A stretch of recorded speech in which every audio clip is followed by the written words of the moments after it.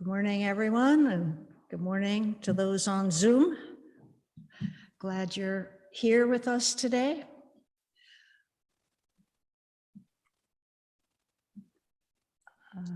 I'm Sandra Boston. Glad to be officiating at the service today, and glad that our congregation is gathering in whatever ways we can to focus on this endorsement of the eighth principle of our covenant. It's a mark of our growth and maturity as a congregation, and I'm glad that we have some new faces here today joining us on this adventure. Our title today is Vision, as in what this eighth principle represents, humility, as in what it is going to require of us, and accountability, which is the functional word of the principle, that we are willing to be accountable. So we're going to journey today in a way that is what we call a chalice circle. This is our chalice. Every Unitarian fellowship has a chalice, and they light it every Sunday as a sign of their commitment to working for justice and a better world and spiritual community together on that journey. And a chalice circle is when we choose to talk to each other rather than have someone in the pulpit holding forth. So I have not prepared a sermon today. I'm going to give some guiding ideas, and then we're going to spend time in dyads. And I hope those of you who came with somebody will be willing to partner with somebody else for the purpose of exploring and learning more about who we all are.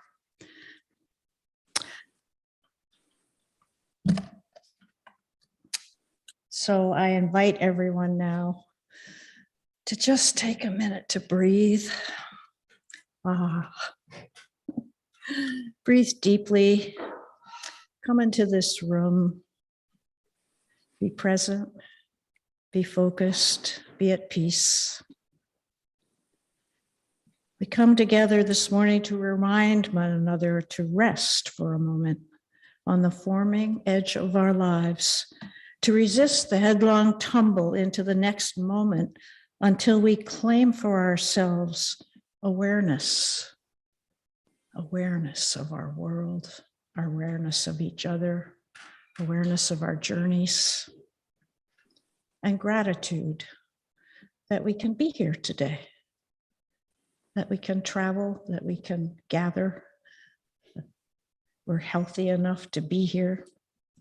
Taking the time to look into one another's faces and seek communion.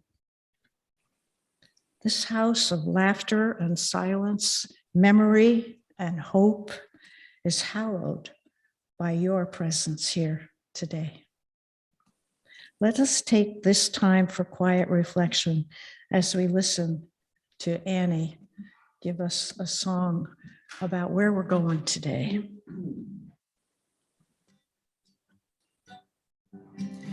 We who believe in freedom cannot rest. We who believe in freedom cannot rest till it comes. We who believe in freedom cannot rest. We who believe in freedom cannot rest till it comes. We who believe in freedom cannot rest. We who believe in freedom cannot rest till it comes. If you want to join in. We who believe in freedom cannot rest.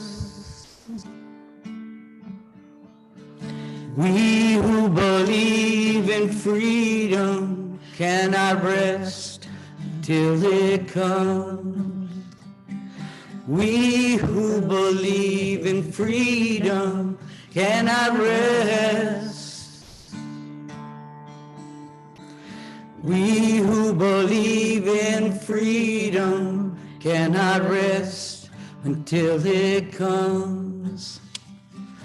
We who believe in freedom cannot rest. We who believe in freedom cannot rest until it comes.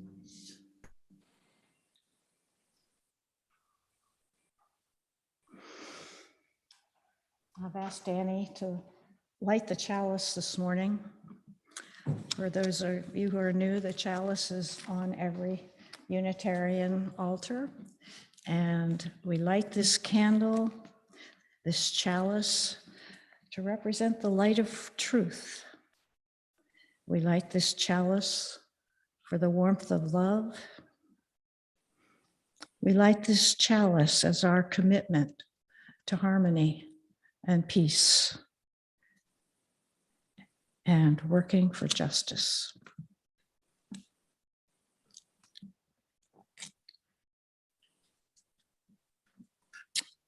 In the interest of time, we're not going to read the Congregational Covenant. It's there in your bulletin. These are the 7 principles of our covenant, and today we're going to be discussing the 8th. So please read it in your own time. And let's move on to the Offertory. Today I wanted to, you know, I've misplaced my notes.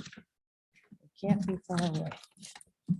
I want the Offertory today to be a gesture of intention, that as you place something in the bucket that comes around, that it be you saying, I'm here today, and I say yes to this assignment to be a part of this congregation and a part of making this commitment together. So please join me. And Annie, you have a song for the audience. Step by step.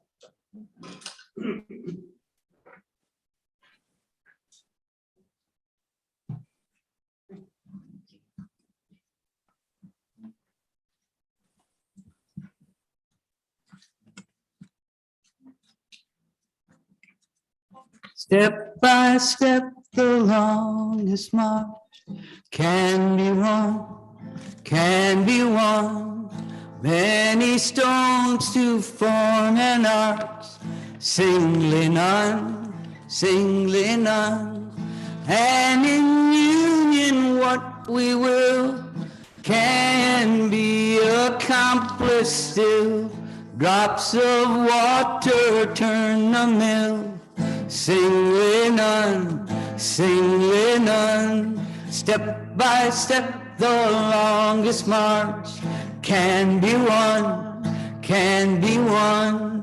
Many stones to build an arch, singly none, singly none.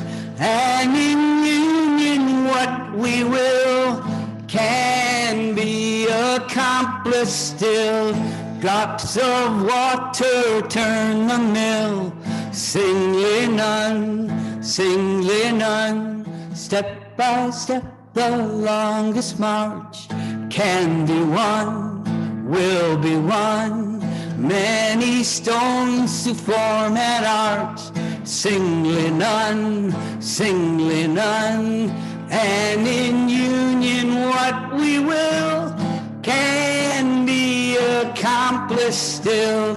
Drops of water turn the mill, singly none, singly none. Step by step, the longest march can be won, will be won. Many stones to form an arch, singly none, singly none. And in union what we will can be accomplished still. Drops of water turn the mill. Sing Lennon, sing Lennon, sing Lennon, sing Lennon.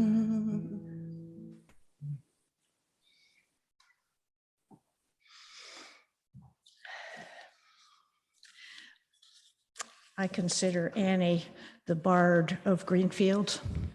She sings her heart song wherever she goes, and she always has an uncanny sense of exactly what the right song is to be singing. So I address you as drops of water, stones in the arch. May we build together. Fix it. Thank you. So in your bulletin, there is the eighth principle. I'm going to read it. If you would like, read it with me. We, the member congregations of the Unitarian-Universalist Association, covenant to affirm and promote journeying toward spiritual wholeness by working to build a diverse, multicultural, beloved community by our actions that accountably dismantle racism and other oppressions in ourselves and our institutions. For those of you who weren't here last week, we had a presenter who told us the 8-year story of bringing this principle forward in the Unitarian around the whole United States. Every congregation is going to be approving this in order for it to get adopted at the General Assembly this summer. 8 years. 8 years of going to meetings, redrafting, listening, reporting, listening more. So we're on the cusp of a wave that has been coming for a while, and we want to just acknowledge all the people who have given leadership and persistence to this process that we're going to be talking about today. I've been doing a little preparation myself for today and just becoming aware that being willing to be uncomfortable and humble and curious and accountable for ways that I have cooperated in oppression is part of this assignment, because until we can acknowledge it, we can't change it. And so being present today, that the racist status quo in this country has been comfortable for white people, and changing it is not comfortable. Dismantling racism challenges our self-image as progressives, open-minded, open-hearted people.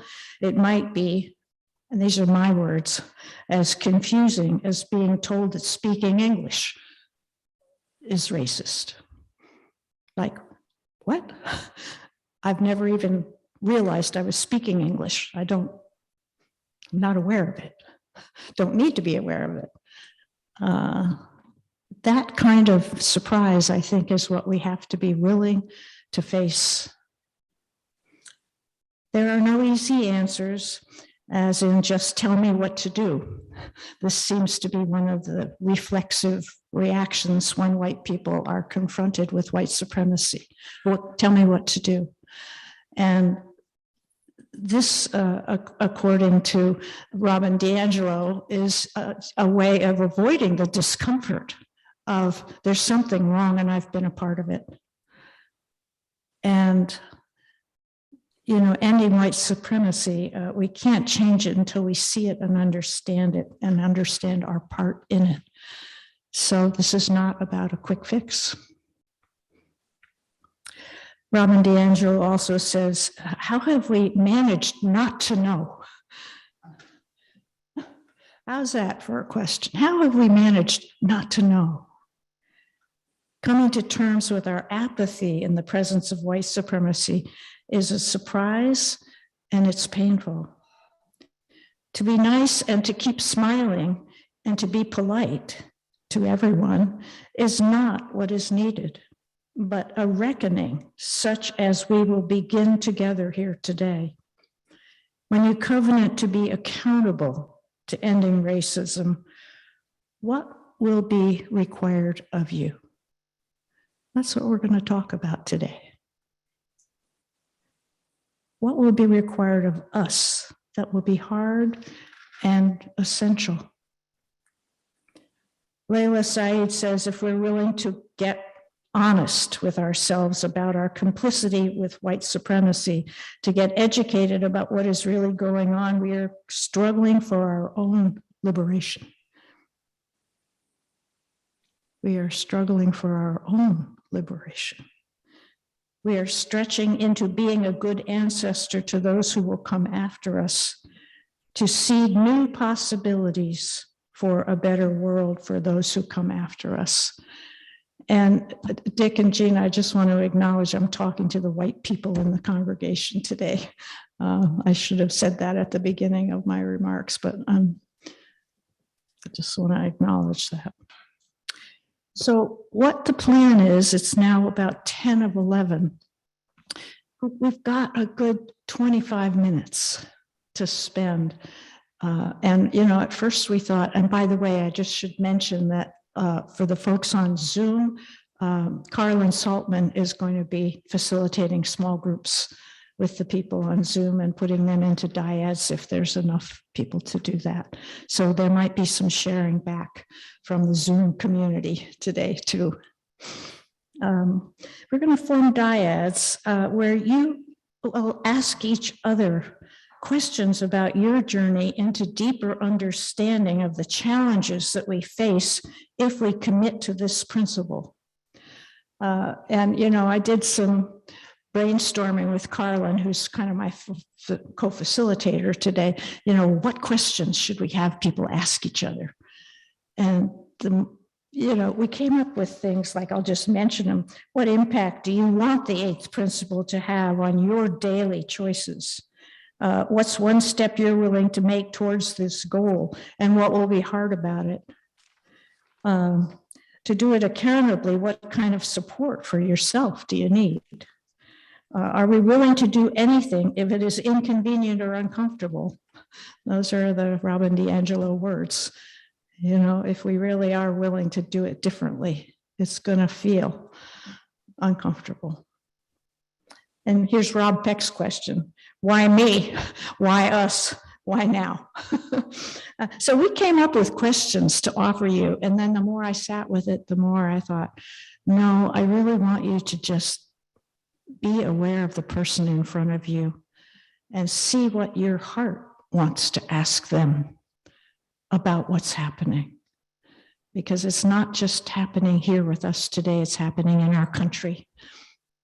Hopefully it's happening in places of business and places of politics and places, workplaces. I'm just flashing on the Amazon Union, you know, leaders. And so anyway, what I hope you understand what we want to do in the next 25 minutes is find a partner. And if it's not easy to be twos, you can be threes, you know, whatever is around you. Just look around and, you know, wave at somebody and invite them to join you. And if you need help with that, I can help. And about halfway through the time, I'm going to ring a bell. And that will just say half the time is up in case one person's been talking the whole time. We can make sure everybody gets a turn. But I'm just eager to hear what questions arise for you around not just racism as a big thing, but accountability for yourself as an individual and as a member of this community. And then I'll ring the bell when I want everyone to come back together again for the ending of the service. Okay, so with that, I'll just invite you to find a partner, find a space, and begin to ask questions.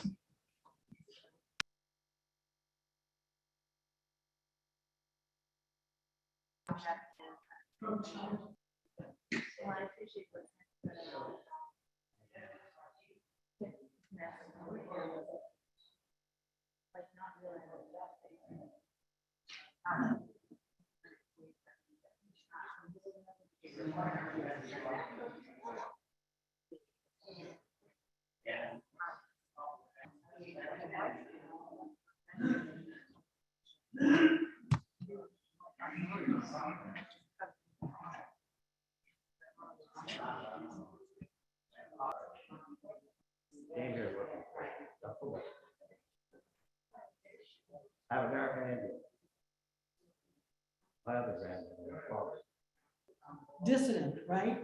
I was in a Unitarian-Universalist religious education program. Okay. I hope that was engaging and interesting and challenging for you.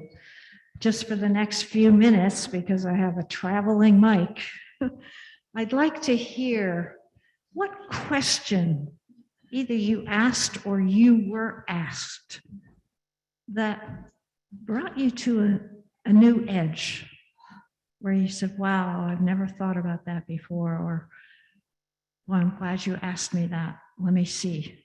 I have to go down inside and dig a little bit. I'd just like to hear the questions. Why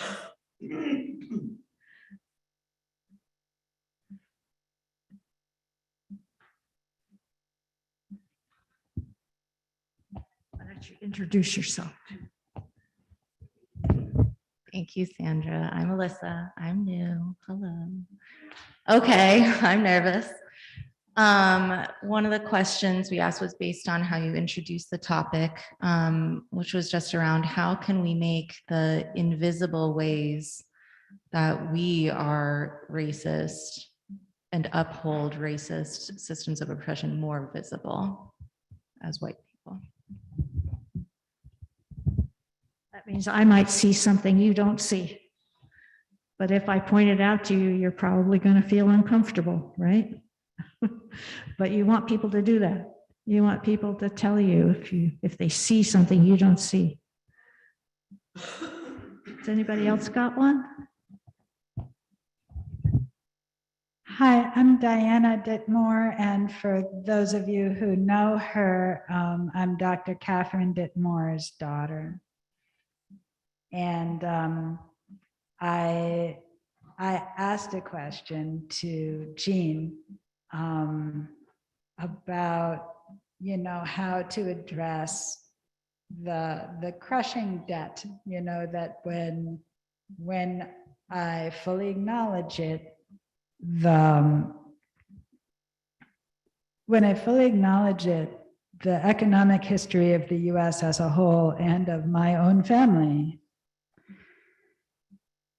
the wealth and the privilege that I have grown up enjoying, and the development, the technology, the infrastructure was all based largely on exploitation, and just when I try to face how much I owe and cannot possibly repay, like, what do I do? And so that was the question that I had asked. Yeah, it's a big mountain to climb. Any other questions that came? Yeah. Okay.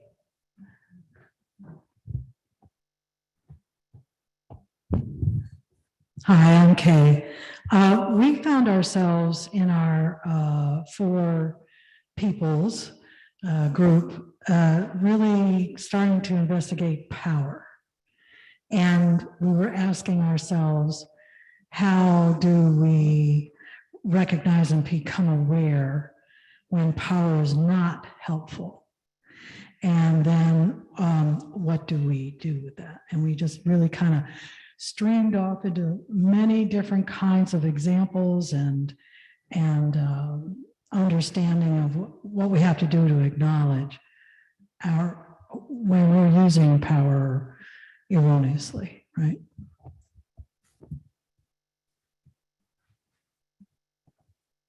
Any other questions? Yeah, I'll take mine. Sandra, down here unless somebody else.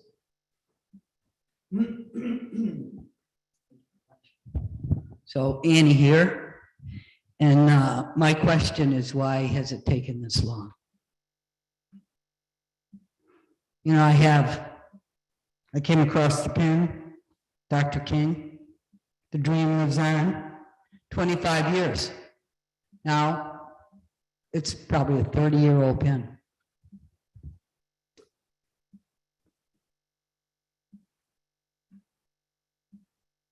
I'm asking myself, I grew up with multi-race, a lot of friends when I was in junior high school, and there was only one person who asked my little brother, look at what your people are doing to my people. Of course, my brother was 8 or 9.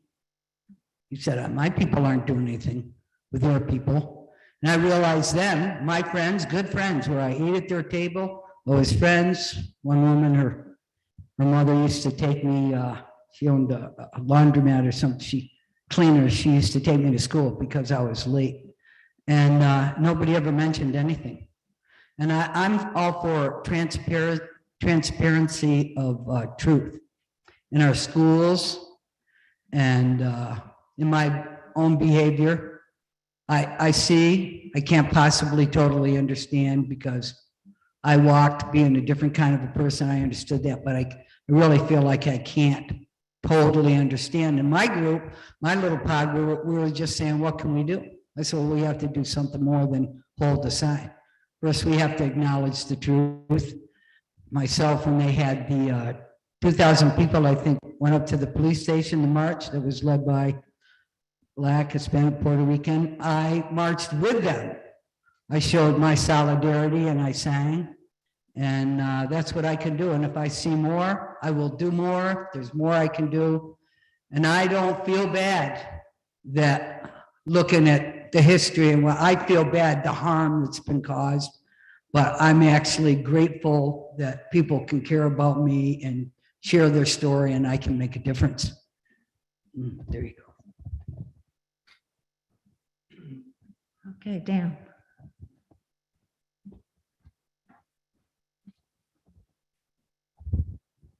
We have 9 people joining us on Zoom today, and I'm going to try to put the mic up to my speaker. And Bill, you had a question? You have to unmute. Yeah, I'm just unmuted. In our breakout group, I raised the question that I'd like to, it's a historical question more or less about the 8th principle. The question basically is, was there discussion? I'm sort of new to this discussion. I'm recently rejoining of the UU, and so my background is not that good on this. The question basically was it discussed as an alternative to the 8th piece here to modify the other 7 to cover that ground? And if the answer is no, it was not discussed, I would ask why not. And the answer, if the answer was yes, it was discussed, how that process went through, how that went. That's the question.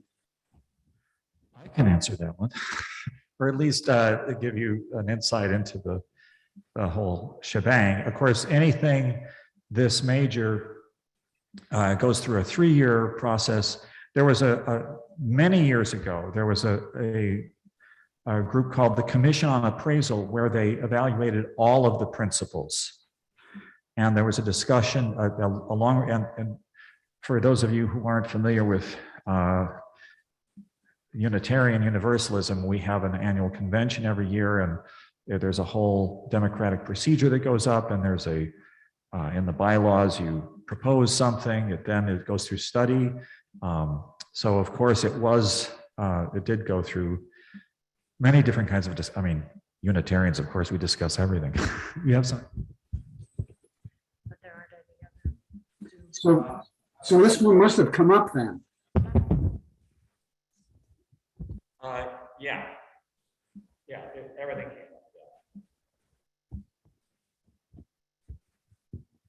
up. Molly Chambers is raising her hand. Could you unmute yourself? And we'll go into gallery view so I can see everybody.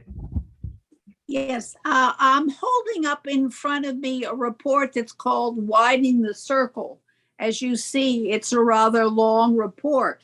And the report has to do with the systemic and structural racism that was found in this report to be part of our denomination. So the 7 principles, and this was discussed a whole lot over several years. The 7 principles, we're not responsible for us addressing these structural, the structural racism, within our denomination. It was felt in terms of accountability that we needed another principle to call us to action to deal with the individual and institutional racism that exists within our denomination, as well as our broader society for that matters. So I think there were many attempts to address, what is currently and how that's not living up to what we're saying, but not living up to. So that's kind of a response to Bill's question. Okay, thank you for that. I've taken a note, and I hope that there's a copy of that somewhere in the church in Greenfield I could look at. It's right here in my living room. Okay. Most of these materials are available at uua.org too. Yeah, it's a $16. It'll be out on paperback. uua.org in full. It'll be out there in full. Excuse me, I just want, as the co-facilitator with Sandra, I want to give us a chance to get back to the questions that we're discussing today. Okay. Thanks, Molly.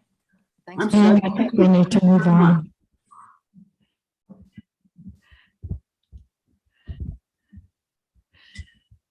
What does the, Complete with the Zoom.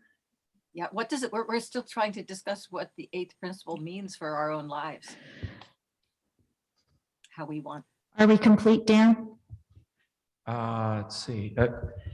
Was there any more input from somebody else on Zoom? We're out of time. Oh, it is. It's 11:28. Okay, sorry. Thank you for your contributions.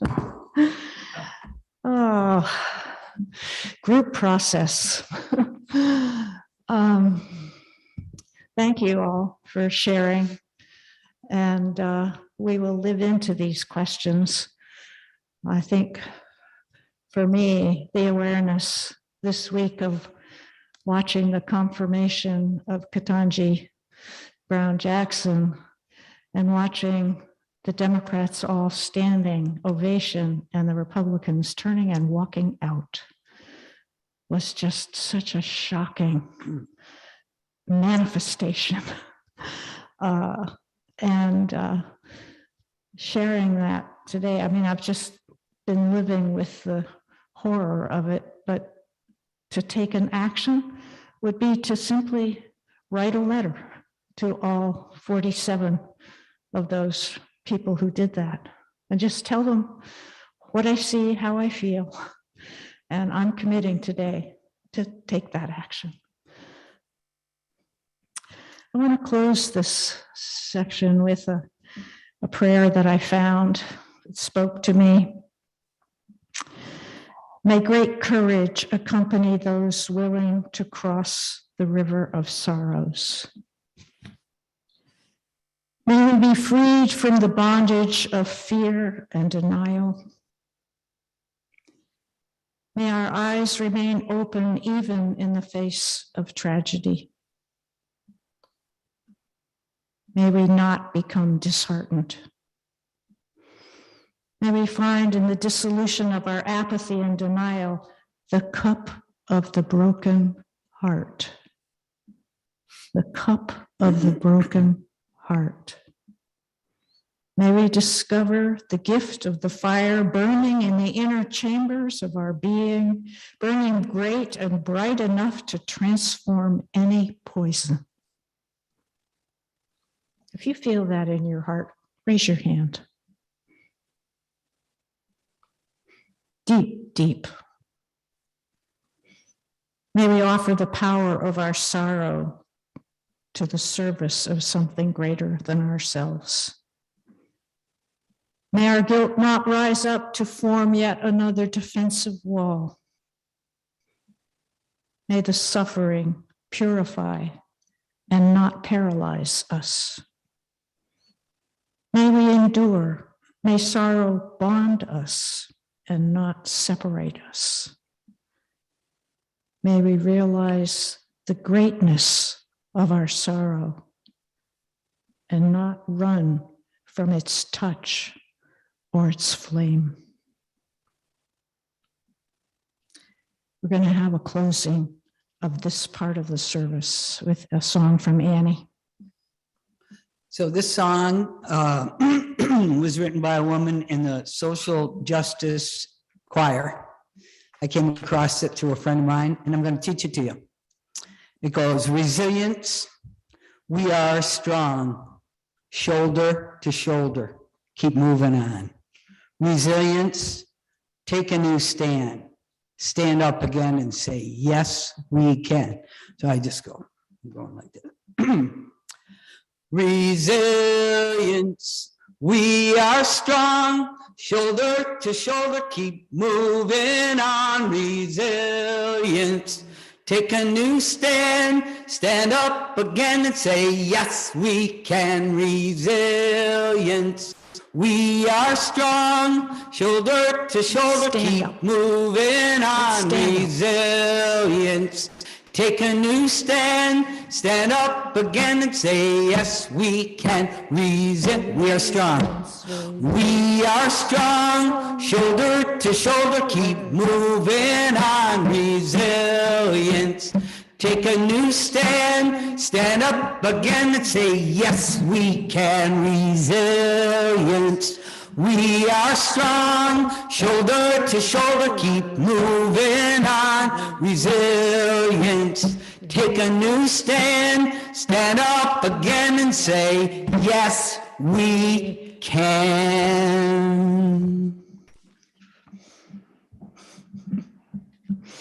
Yeah. Okay, you can sit down. Before we close our service today, we want to take time for joys and sorrows. I guess I left the mic over there, so I'm going to go get it. And hold on.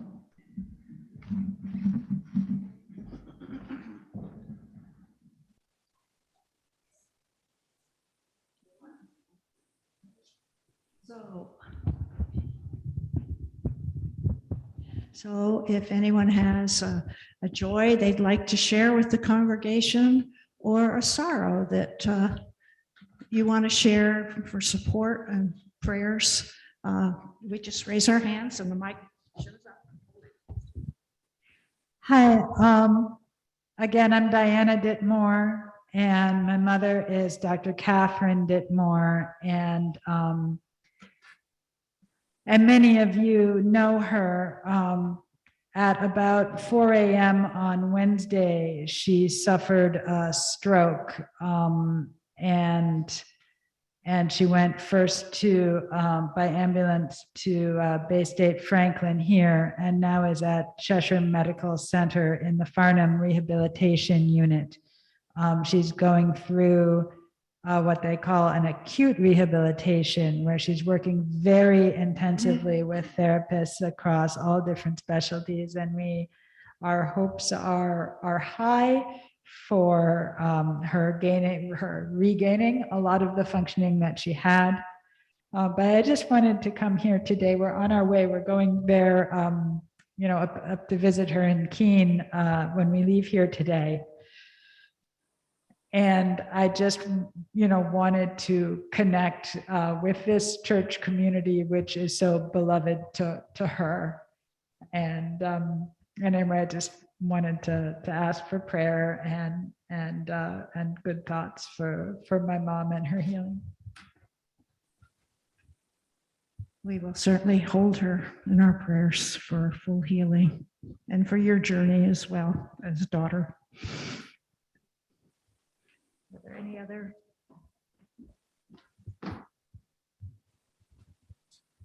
Hi, my name is Jean Hall, and my joy is that the fact that seeing Ketanji Brown Jackson being the first Black woman in American history to be put on the Supreme Court. And I just want to, and my joy too is the resilience that she showed during that confirmation hearing, which was a disgrace. But being a Black woman and being Black people, we expected that. But it made us very, very angry. But our joy is that she stood it, she showed composure, and she just showed just what a compassionate, brilliant person she really is. Thank you. We all share that joy with you. Any other?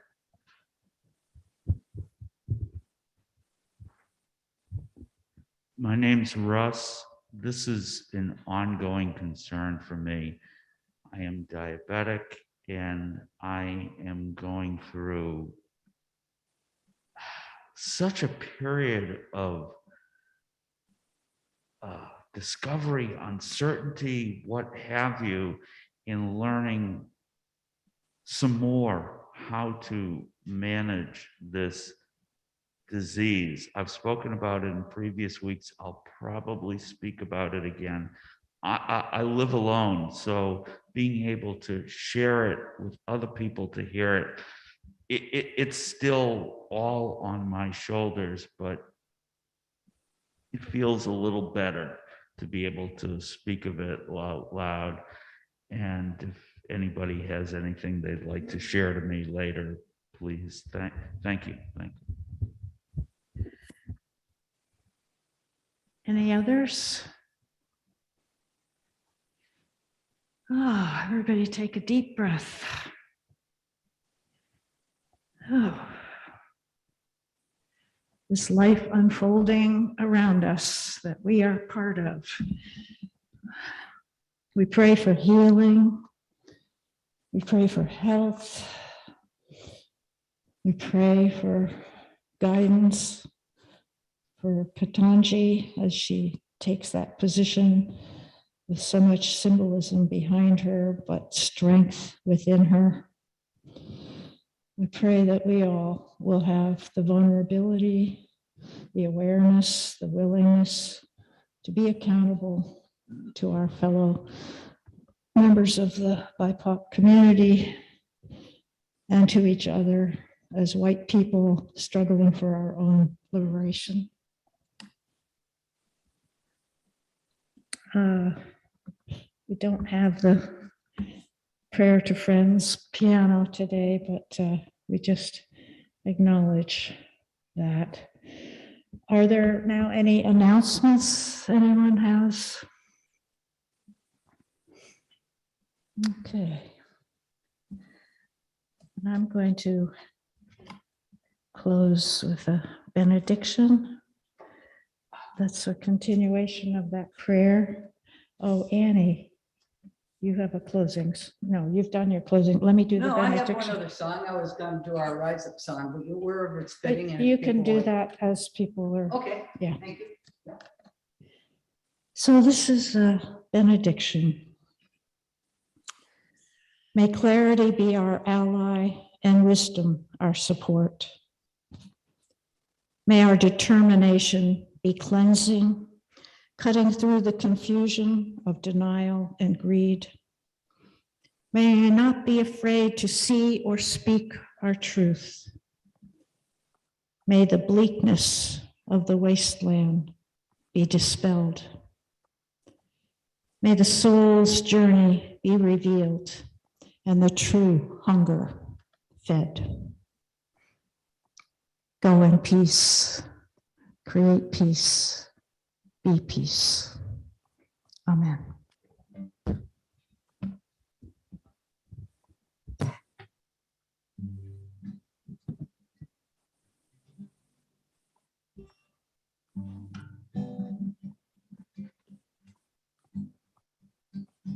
Rise up and show the world you're caring.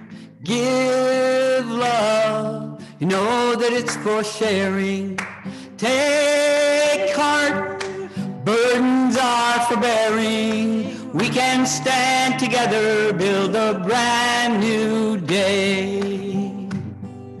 Look around the world, we see our families crying. Doesn't seem to matter all the things we're trying. Another needle in the arm is just a message.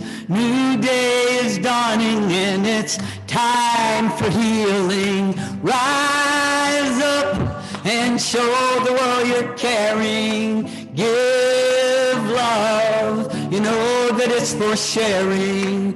Take heart, burdens are for bearing. We can stand together, build a brand new way. Step into the light and you can feel it changing. All the things we've waited for are rearranging. Wrap your arms around me when I get that empty feeling. New day is dawning and it's time for healing. Rise up and show the world you're caring. Give love, you know that it's for sharing. Take heart, burdens are for bearing. We can stand together, build a brand new day. Sing out and hear the truth all ringing. We can change it all, and all it takes is singing. From the end to the beginning, we can use our hearts and voices. New day is dawning and a brand new way.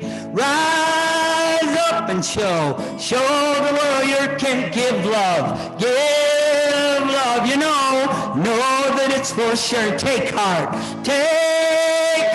burdens are for bearing. We can stand together, build a brand new day. Take heart, burdens are for bearing. We can stand together, build a brand new day. Blessed be. Thank you.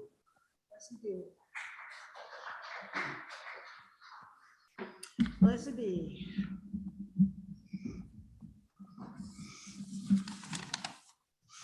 Good to see you all. I'm headed off to, oh, hi, Skylar. Question for Dan and Kate. Do you know when the answer to Barbara's question, if the learning community meeting this Wednesday at 7 will be on? I don't even know that. I don't Molly. understand. I just put an answer in the chat. It's as I told Barbara, I'd be happy. I will be sending her the invitation. The invitation, it's to a national Zoom meeting. It comes from Paula Jones, and in the body of the invitation is the link to where you register for the meeting. It's Wednesday at 7 p.m. Eastern Standard Time. Great. Molly, I'm wondering if you could send it off to, like, to the worship committee, to the membership committee, to like 4 committees. And that would hit a lot of the active people in the congregation. Because I think everybody should know about it. So this isn't local. I thought it was a local thing you could drive to. No, it's a local meeting. I mean, I think it's past meetings have been like 90, 100 people, virtual, nationally. Paula Jones, who's out of Washington, D.C., Bruce, who's out of Mount Airy. There's somebody who's speaking this week who's out of Montclair, New Jersey, my hometown. Willard Lett, who's given us a sermon, is also speaking this week. Have you got an email there that you can put